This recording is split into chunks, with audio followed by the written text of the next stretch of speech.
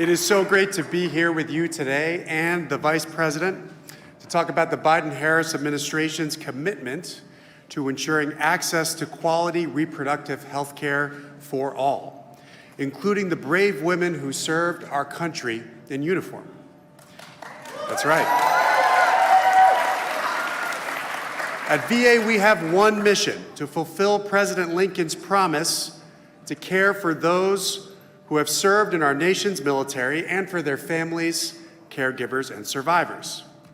And I've had the honor of leading a team of over 400,000 dedicated healthcare professionals across this country that strive every single day to serve veterans just as well as they have served us. Just this week, thanks to the PACT Act signed by President Biden in August of 2022, VA announced new eligibility for health care that will allow us to enroll and provide more care to millions of veterans sooner. That's right. As of Tuesday, veterans who served in the Vietnam War, the Gulf War, Iraq, Afghanistan, or any other combat zone after 9/11 are all presumed to be exposed to toxic burn pits during their service, meaning they are eligible to enroll in VA health care regardless of what their health care conditions are and regardless of whether they even have a claim for service connection. That's right. You heard that right. If you are a post-9/11 or Gulf War veteran, you can get access to VA health care starting now. But meeting our obligation also means providing appropriate care for our fastest growing demographic of veterans, women. For example, the PACT Act established breast cancer and gynecologic cancers as presumptively service-connected to toxic burn pit exposure, meaning if you are a woman who is deployed to defend our freedom, either in the Gulf War or post-9/11, to any combat zone, and God forbid you develop breast cancer or gynecologic cancer, that is a service-connected benefit and health care waiting for you. Half of the women veterans who get care from VA are of reproductive age, so that means world-class reproductive and maternity care is just part of our daily work that we offer to women across this country. In fact, at VA, we've taken this priority very seriously. In the past year alone, more than 7,000 childbirths were covered or provided by VA. And President Biden and Vice President Harris directed us to expand our maternity care coordination program to cover 12 months of care post-delivery, up from just 8 weeks just months ago.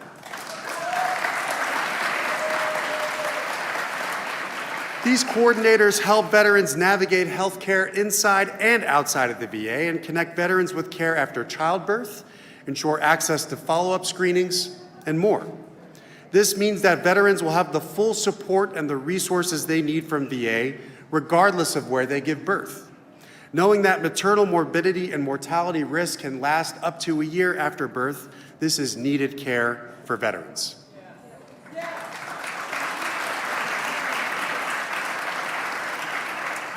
We also know that in some cases, continuing a pregnancy can endanger the life or health of veterans, including if a veteran becomes pregnant after a trauma such as rape or incest.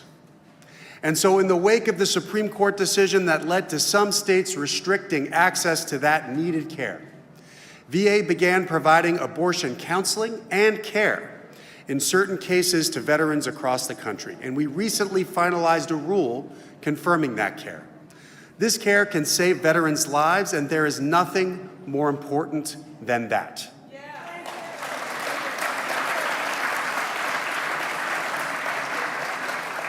I thank Vice President Harris for the honor of joining her today to see her leadership on this issue in action. Her support for veterans is palpable, and it matters. God bless all of you, our troops, our veterans, and their families, caregivers, and survivors. Thank you so much.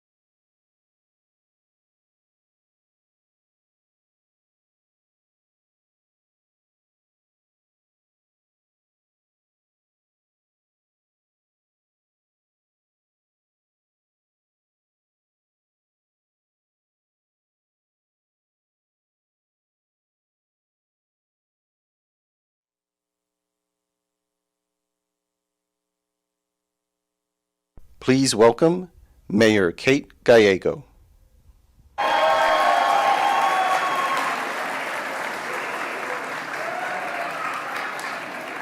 Hello, happy International Women's Day.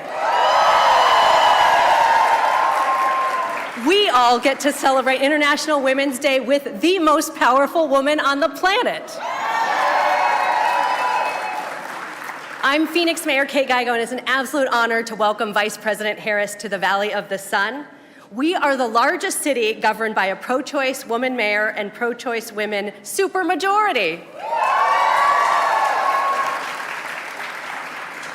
As mayor, I am so thankful to have the strong partnership with the Biden-Harris administration, whether it's investing in our infrastructure, bringing back American manufacturing, or supporting the fight for reproductive rights. We have such a strong partnership with this administration, and there's no city that's benefited more than Phoenix, Arizona.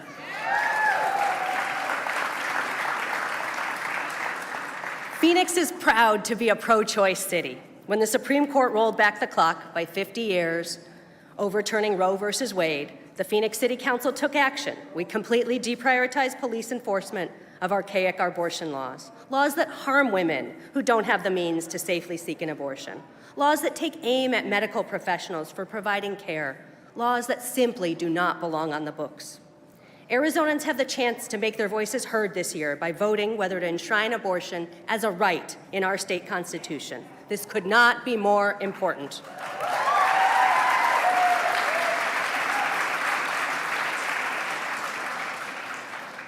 For as long as Phoenix has its current leadership, we'll continue leading the way on ensuring women have access to the care they need when they need it, because no one, besides our doctors and us, should be able to dictate the deeply personal medical decisions.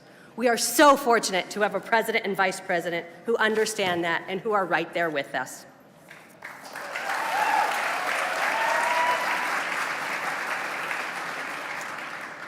We are so glad to be in this amazing City of Phoenix Parks facility. I want to thank the men and women, many of whom are with AFSCME, who made this event possible here today. Team Phoenix has gone above and beyond to plan this event and to welcome you all. Thank you to our amazing team at the City of Phoenix. In a few moments, you'll get to see my great predecessor as mayor, Congressman Greg Stanton. And I just wanted to... So much of what we're doing here today and building on, he delivered, and he continues to fight for Phoenix. But in case you want to bring it up, today is his birthday. Awesome. So thank you all for bringing an amazing welcome to our Vice President, and thank you for being here with us today.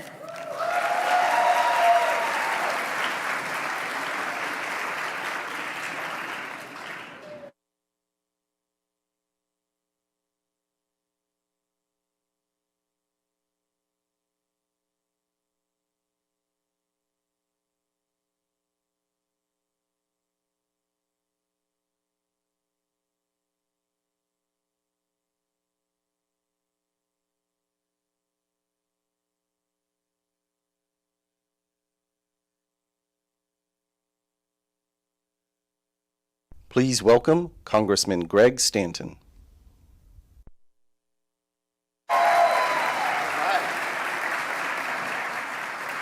Good afternoon.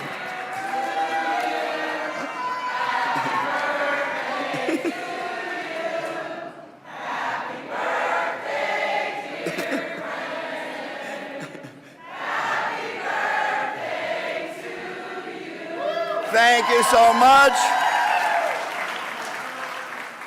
For a birthday gift, I am asking all of you to get 25 of your friends to sign the petition for the Arizona for Abortion Action Initiative so we can get that on the ballot and do the right thing in November. Good afternoon. It is great to be here for the Phoenix version of the Reproductive Freedom Tour. This is not a political event, but Arizona is the most important state in 2024. And it's great to see and just hear from my good friend, the mayor of this great city, Mayor Gallego. Phoenix is so lucky to have an awesome mom in the mayor's office who's been a real fighter for women on everything from equal pay to reproductive rights. Almost 2 years ago, a conservative Supreme Court, handpicked because of their opposition to reproductive freedom, ripped away the constitutional right to abortion care that had been the law of the land in this country for 50 years. It was settled law. Never before in the history of this great country have we gone backwards on a protected constitutional right. The right for women, for families to make their own choices on their own terms is under attack.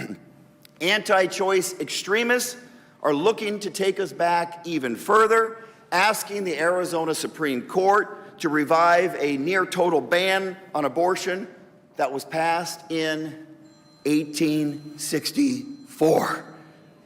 50 years before we were a state, 50 years before women could even vote. We all know what's at stake. We all have a role to play in defending reproductive freedoms. And this room is filled with leaders who are doing the hard work to get those signatures to put the Arizona for Abortion Access Initiative on the ballot. And every time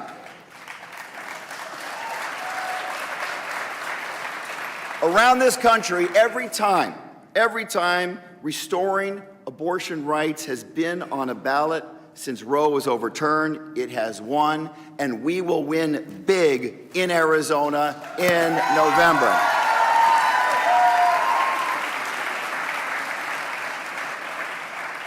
President Biden said it last night at the State of the Union. I was there up late. It was a late one.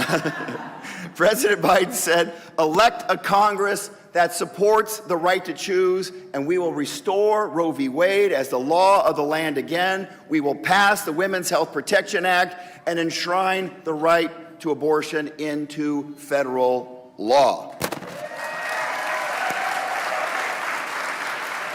But of course, you know it's not just the right to it. You got to have access to it. You need access to reproductive services as well. We will make sure health clinics are safe and accessible no matter a person's zip code or financial situation. We have to fully fund and protect Title X and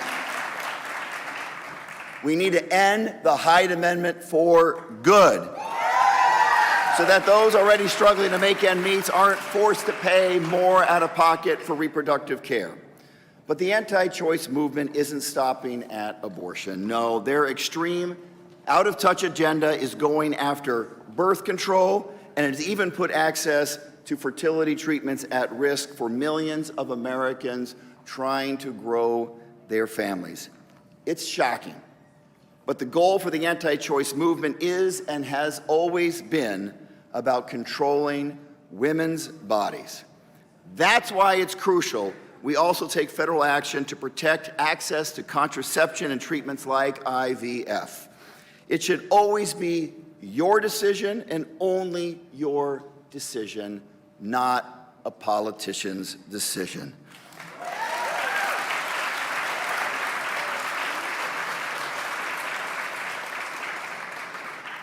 HHS Secretary Javier Becerra is here. We flew back from Washington to here together. I want to say something to the good secretary.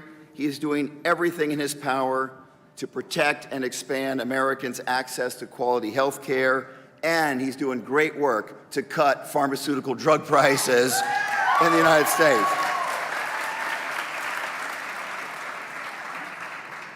And to Vice President Harris, she's traveling all across this great country for months and months, taking the fight for reproductive justice to communities where it is most endangered, including here in Arizona. And I just want to say on behalf of all Arizonas, thank you, Vice President Harris, for the work that you are doing.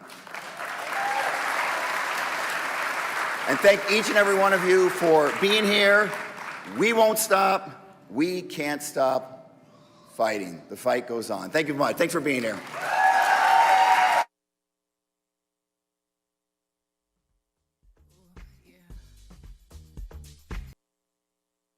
Please welcome U.S. Department of Health and Human Services Secretary Javier Becerra.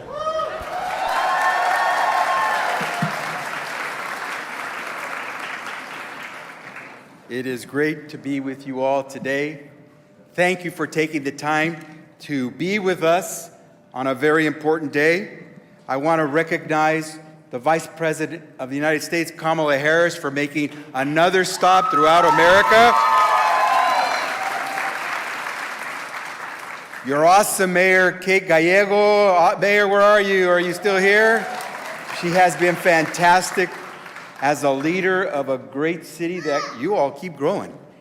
And you're doing well, and you're doing well. And you've got the kind of sunshine we Californians like. So keep it coming. To Congressman Greg Stanton, thank you so much for your leadership. Former mayor of a great town, and now in Washington, D.C., doing some great service for each and every one of you. I want to say to those of you who took the time to be with us, thank you for recognizing the importance of being here, this moment, today, and especially to those of you who are younger. And by the way, I'm a little older, so younger could be anything under 40, but I mean anything under, let's say, 30. All three of my daughters are under 30. Anytime I see someone who's that age, I want to hug them because they are so important to the future of this country. So thank you to those of you who are going to take over the reins really soon. Thank you for being here.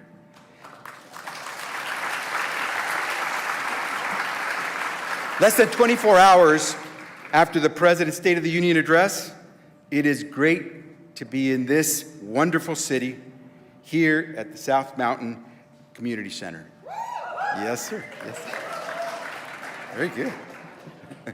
I'm proud to join Vice President Biden here for this special occasion to once again say, happy birthday, Congressman Stanton.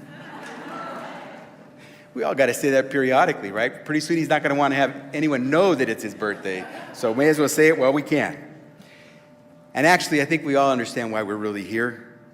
We're here because, at least I know Vice President Harris and I are here because you came and you are here.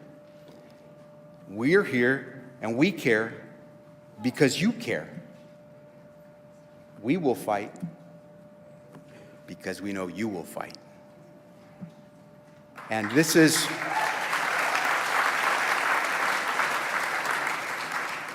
and by the way, was President Biden in a fighting mood last night?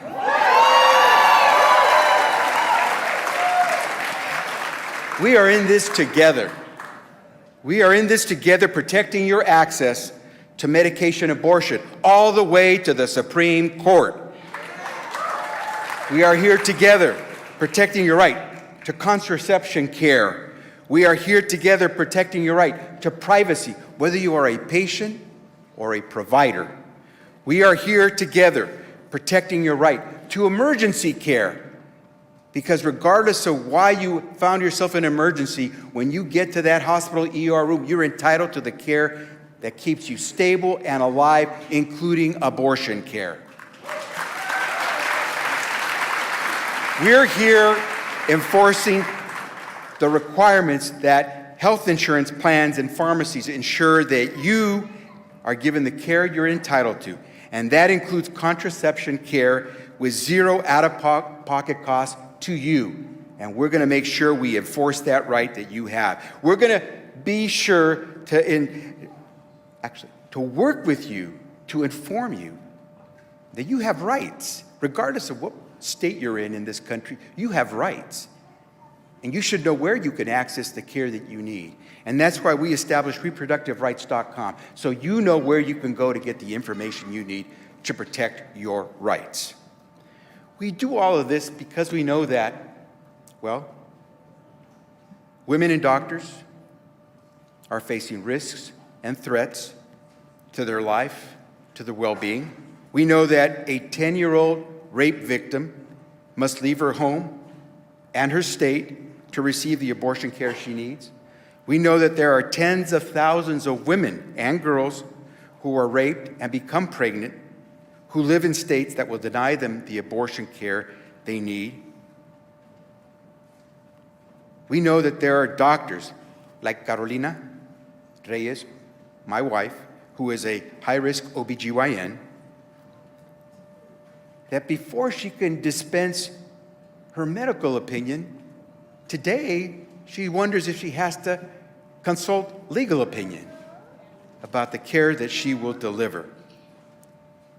We're here because we know that there are medical students who are choosing not to establish their practices in states, sometimes their home state, that attack reproductive rights and health, leaving women in those states with even less care than they have today. And we do this because our daughters, my 3 daughters, today have fewer rights than their mothers. Poet Robert Frost once said, "How many things have to happen to you before something finally occurs to you?" The eyes of the nation are on Arizona. What more must happen to us here and throughout America before it occurs to us that we have the power to stop this madness, that we have the power to restore those rights to my 3 daughters, your daughters, to all of our daughters? What more do we need to have happen to us before we recognize that the right to health care is not something a politician can take from us, because we know what's best for our bodies, we know what decisions to make, because we will consult with the physician, our clergy, whomever we wish to help us make decisions. But that right belongs to us. So we're not waiting. President Biden, Vice President Harris, we at the Department of Health and Human Services, we're not waiting. We're in this to fight with you, to protect the rights to access the health care that you need, not just for you, but for all Americans.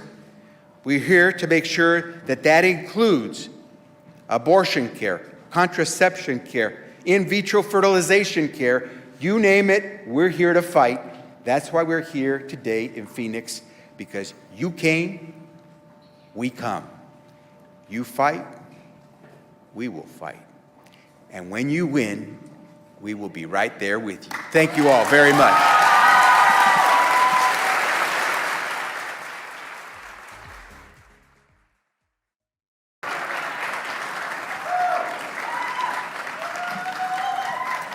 Good afternoon, Phoenix.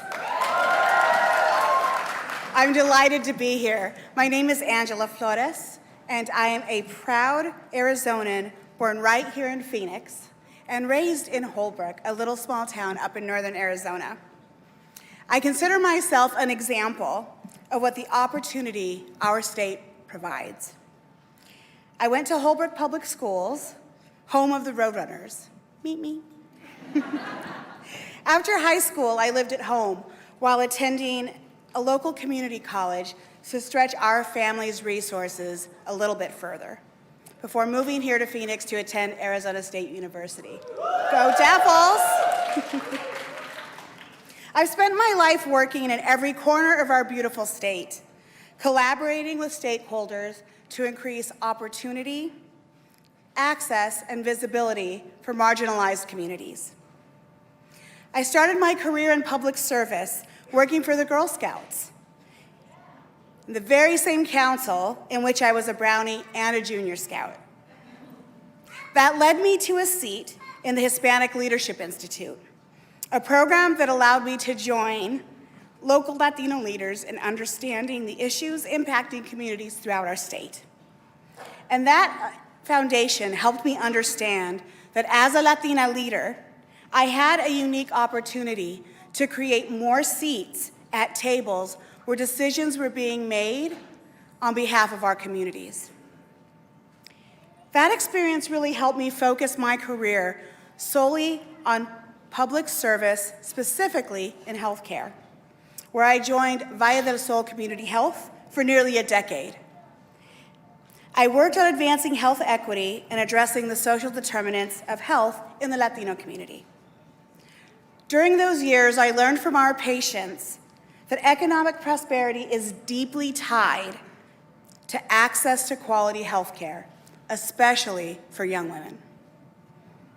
And that's led me to where I am today, the new, just 1 month in, President and CEO of Planned Parenthood Arizona.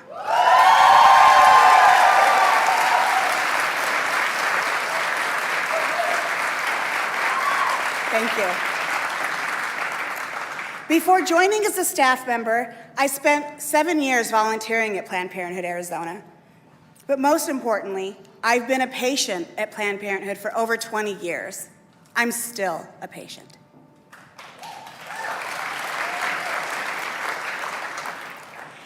What I've learned from my time as a patient and volunteer is something that you here already know.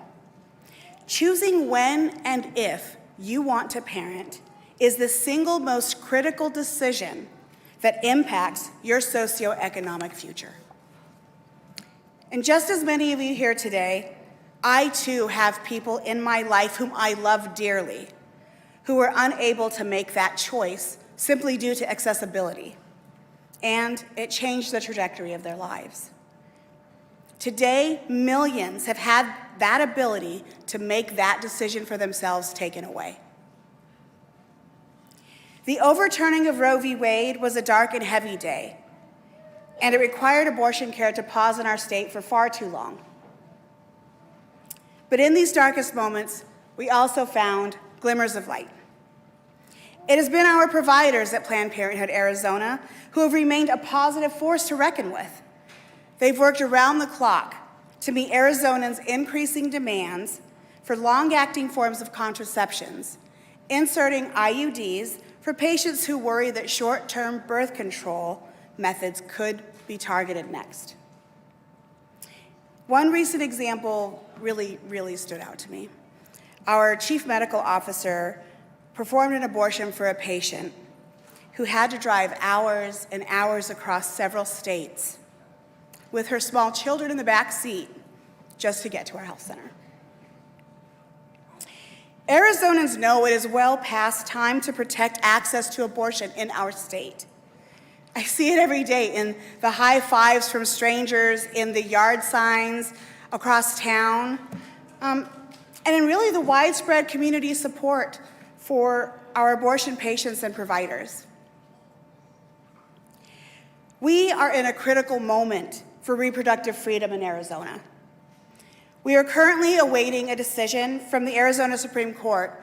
That decision will determine whether or not a cruel, near-total ban on abortion can be enforced in our state. But we all know that pre-statehood laws should not be dictating our reproductive freedom and how we live our lives today.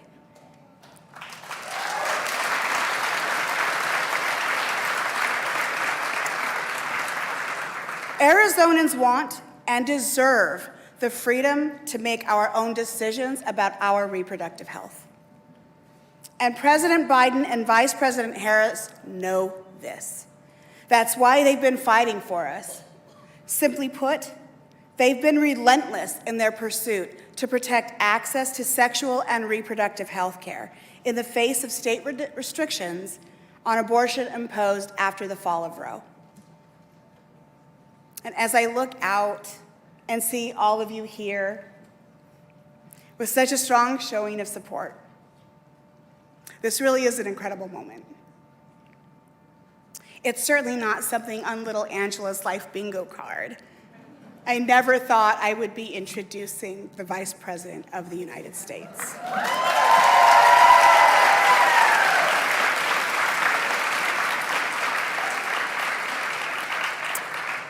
But to do so in my home state, a state I've never left, and a state I deeply love, at this moment, and with this Vice President, it is an honor and privilege to introduce a longtime champion in the fight for reproductive freedom. Someone who has fought for women across America as a district attorney, attorney general, senator, and now the first woman in history to be elected Vice President of the United States.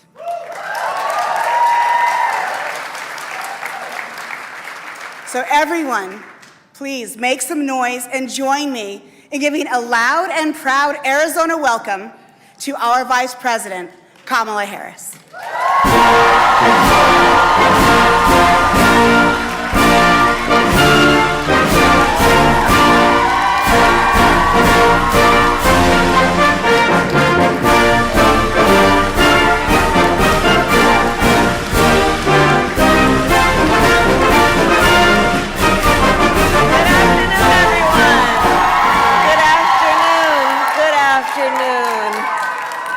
Good to be back in Arizona.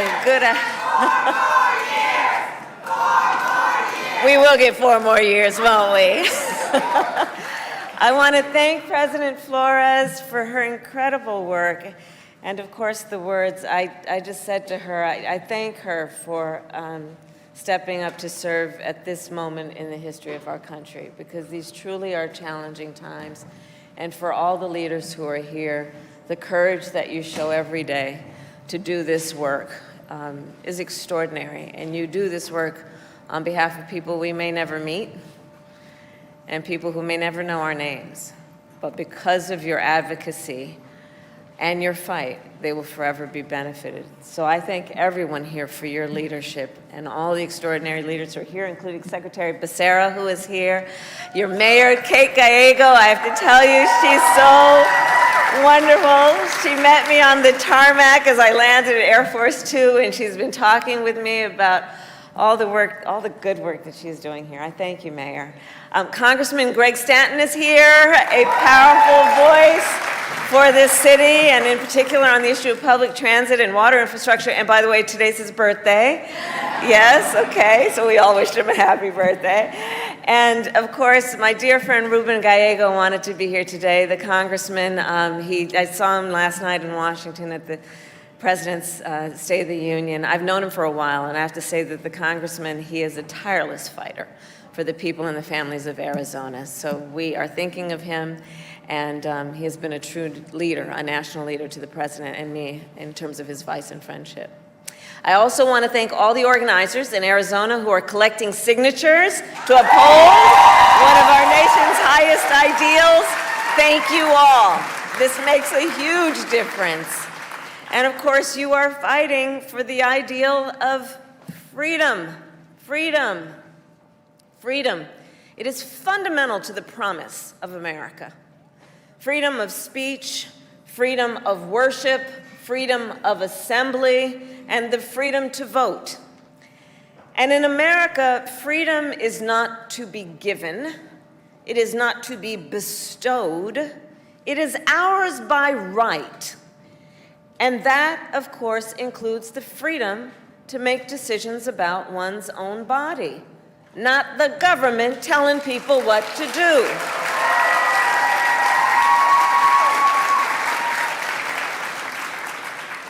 So 51 years ago, in the case of Roe v. Wade, the United States Supreme Court recognized the fundamental constitutional right to reproductive freedom. However, almost 2 years ago, the highest court in our land, the Court of Thurgood and RBG, took a constitutional right that had been recognized from the people of America, from the women of America. And now we must speak of Roe in the past tense. In states across our nation, extremists have proposed and passed laws that criminalize doctors and punish women. Laws that threaten doctors and nurses with prison time, even for life, simply for providing health care. Laws like those in Arizona that make no exception even for rape or incest.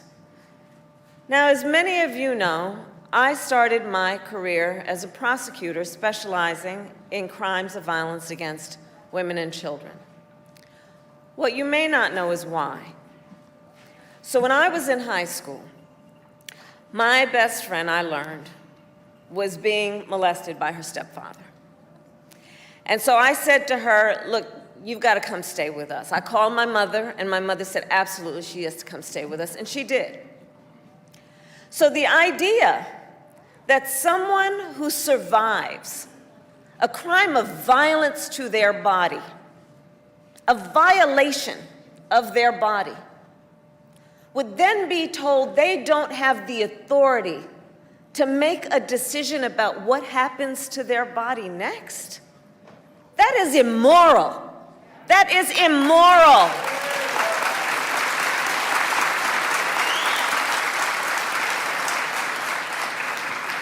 And today, of course, in some states, extremists even attack the freedom to use IVF treatment. Women and couples denied the ability to fulfill their dream of having a child. And please let us consider the irony. On the one hand, these extremists tell women they do not have the freedom to end an unwanted pregnancy, and on the other hand, these extremists tell women they don't have the freedom to start a family. Let us all agree, one does not have to abandon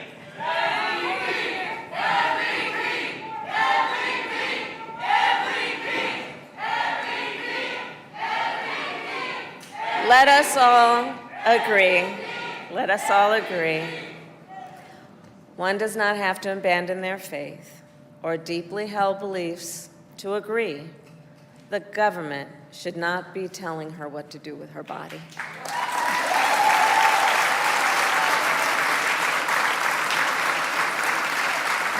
And this is, in fact, a healthcare crisis. There is nothing hypothetical about this moment. Today in America, 1 in 3 women of reproductive age live in a state with an abortion ban. 1 in 3 women of reproductive age. And that number is even higher for Latinas. 40% of Latinas live in a state where abortion is banned, including right here in Arizona, where extremist legislators passed an abortion ban with no exception for rape or incest. And right now, other extremists, as you have heard and know, are in court trying to bring back a law from 1864 that would completely ban abortion in Arizona. 1864. Understand, 1864, before women had the right to vote, before women could own property, before Arizona was even admitted as a state. Look, these extremists, they're trying to take women back to the 1800s, but we're not going to let them. We're not going to let them. We are not going to let them. And let us understand the impact of laws like these, since Roe was overturned, have created a horrific reality that women in our country are facing every single day. It is not without harm to real people that this has happened. You know, I've met women who had miscarriages in toilets because they were refused care. I met a woman who went to the emergency room during a miscarriage and was turned away repeatedly because the doctors there were afraid they might be put in jail for giving her care. And it was only when she developed sepsis that they administered care.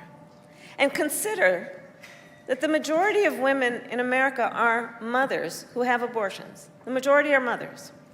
So if she lives in a state with an abortion ban and needs to travel to receive care, God help her if she does not have paid leave or affordable child care, or the savings necessary to buy a bus, train, or plane ticket to get where she can receive support and help. And by the way, these extremists say they're motivated by the health and well-being of women and children.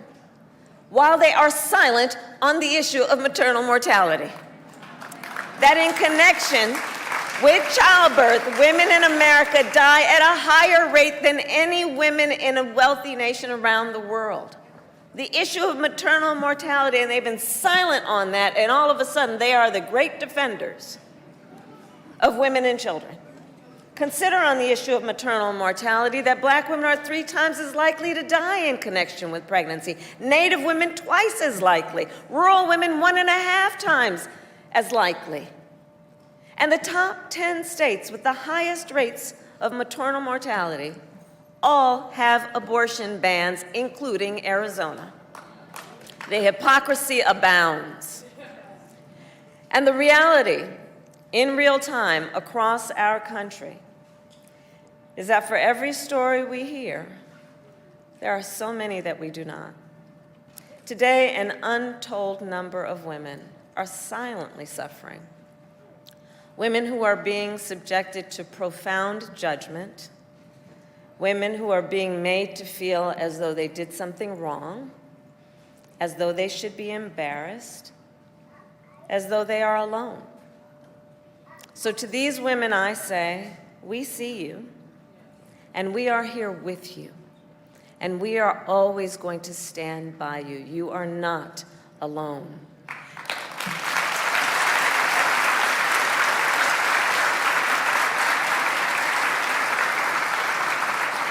And in this health care crisis, then, please do understand who is to blame. The former president, Donald Trump, handpicked 3 members of the United States Supreme Court because he intended for them to overturn Roe. He intended for them to take your freedoms. And he brags about it. He said that for years they were, quote, trying to get rid of Roe v. Wade, trying to have it terminated. And then he said, quote, and I did it and I'm proud to have done it. He is proud. Proud that women across our nation are suffering. Proud that doctors and nurses could be thrown in prison for administering care. Proud that young women today have fewer rights than their mothers and grandmothers. How dare he?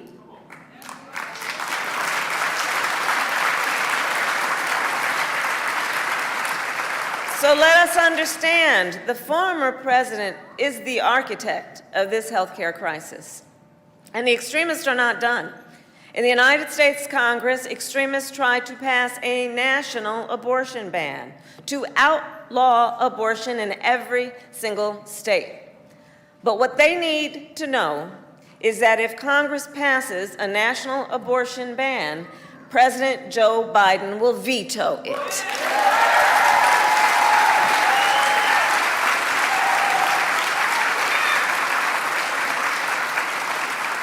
Because here's the deal. We trust women. We trust women to know what is in their own best interest. And women trust us to fight to protect their most fundamental freedoms. And it's going to take all of us. It is going to take all of us. Joe Biden and I are fighting in court to protect women's access to medication and emergency care. We have worked to make sure medical records stay between a doctor and his or her patient. We have protected the right of women to travel between states for abortion care, and we are fighting for access to free contraception. But here's the bottom line. As President Biden made clear last night in the State of the Union, to truly protect reproductive freedoms, we must restore the protections of Roe. What the United States Supreme Court took, Congress can put back in place. So we must have a majority of members in Congress who simply agree,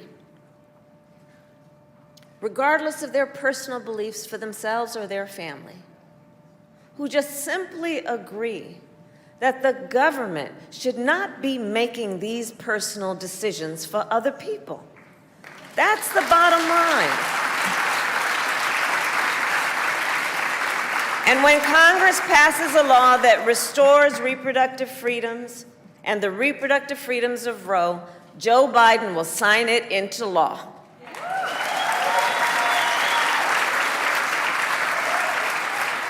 So, in conclusion, I will repeat, it is going to take all of us. It is going to take all of us to get there. And momentum is on our side.